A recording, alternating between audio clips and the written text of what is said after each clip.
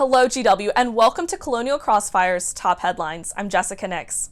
A week after a projected winner was announced, more states were called for candidates. Arizona and Georgia were officially projected for President-elect Joe Biden.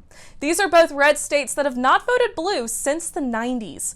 North Carolina was called for President Trump, leaving the final electoral count at 306 to 232, the same electoral margin that Trump won by in 2016. Beyond final electoral calls, let's dive into this week's top headlines. While these couple of months will be President Trump's last in office, he is still making crucial changes to his cabinet. On November 9th, President Trump announced via Twitter that the Secretary of Defense, Mark Esper, had been, quote, terminated.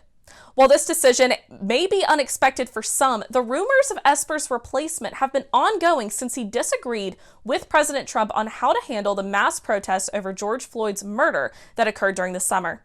The former defense secretary went so far as to publicly oppose the president's suggestion of using military troops to control the protests. While his successor, Christopher Miller, is not considered an extremely controversial choice, the message it sends to the rest of the world on unity and preparedness of the United States is definitely worrying.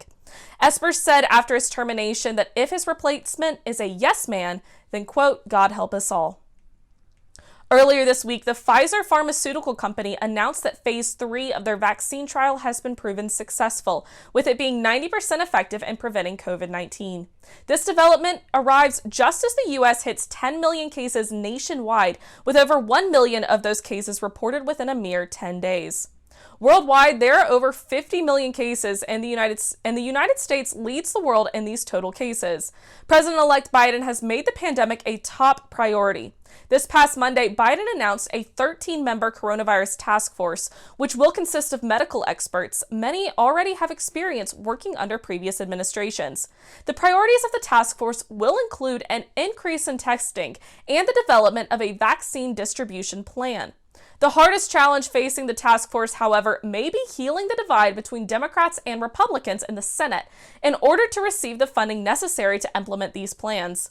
As for the divide between the rest of America, Joe Biden and his task force anticipate a struggle to unite Americans against coronavirus and to continue encouraging social distancing measures as we enter the holiday season. Though a vaccine in the near future is hopeful, Biden announced in a statement that we still have a long way to go. This week, as President-elect Biden's lead started to widen, Republicans were calling for recounts and trying to instill distrust in our electoral process. So let's dive into what you need to know from this past week. Here's David Vargas breaking down what's happening from the right.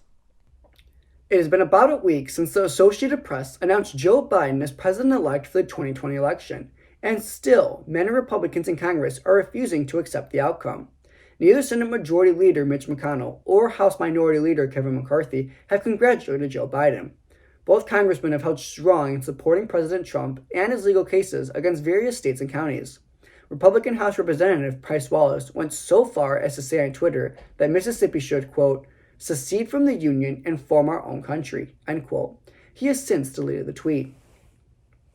While there hasn't been an official statement as to why the GOP members of Congress aren't accepting Joe Biden's victory, many presume it is to keep Trump's base intact in Georgia, where both senators are set to have a runoff election in January. Both incumbents, Republicans Kelly Loeffler and David Perdue, are in tight races against Democratic candidates Raphael Warnock and Jon Ossoff, respectively. The Senate Majority Whip has been quoted saying that Georgia needs Trump's voters to win the runoff elections because of how strong his base is there. Both Senators Perdue and Loeffler are demanding that Georgia's Republican Secretary of State resign, calling the election mismanaged and having a lack of transparency.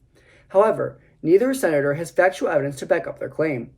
To appease the Republican Party and base, Georgia's Secretary of State has called for a hand recount of all the votes.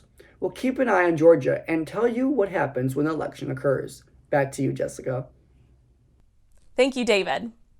In another effort to delegitimize the election and delegitimize President-elect Biden and his administration, government agencies have entered the conversation. When a candidate becomes president-elect, their administration's transition is supposed to occur throughout the lame duck period, but it usually starts as soon as they are announced. The administrator of the General Services Administration usually signs a letter that kickstarts the transition and starts transferring to new administration resources like money, email addresses, office space, and access to government officials. With over a week since Biden was announced, Trump appointee Emily Murphy has yet to sign the letter.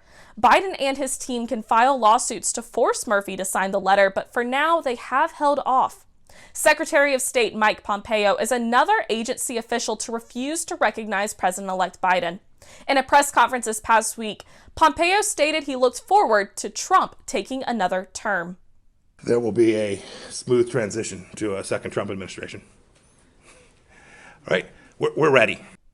While Republicans are trying to play politics with institutions, what we do know is that the Biden team is not worried and they are focused on plans post-inauguration. Thanks for watching, and we'll see you next time.